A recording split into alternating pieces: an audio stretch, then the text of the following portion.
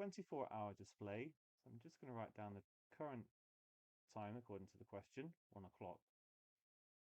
Now, the normal clock in 1 hour is going to move 1 hour forward. In T hours, it's going to move T hours forward. So it's moving at this rate, T hours in T hours, I suppose. The faster clock going twice as fast. So as the normal clock goes, say, 3 hours forward, the faster clock would actually go 6 hours. So whatever the normal one is, we're going to times by 2. So 2t. And then we're left with the backwards clock.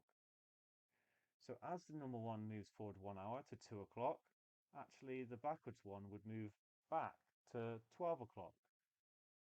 And that's actually equivalent to it moving 23 hours forward.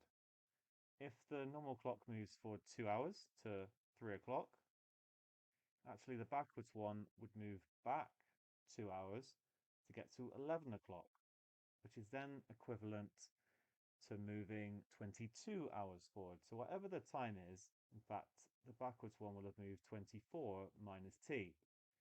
Because when it's moved 12 hours, it's actually going to be the same, the normal one and the backwards one. That's quite subtle, but that's going to be really important. So we're interested in when the displays on the two unusual clocks next agree. Well, it's going to be when the faster one has moved the same amount as the backwards one. So 2t is going to equal 24 minus t. That means 3t is 24 and t is equal to 8.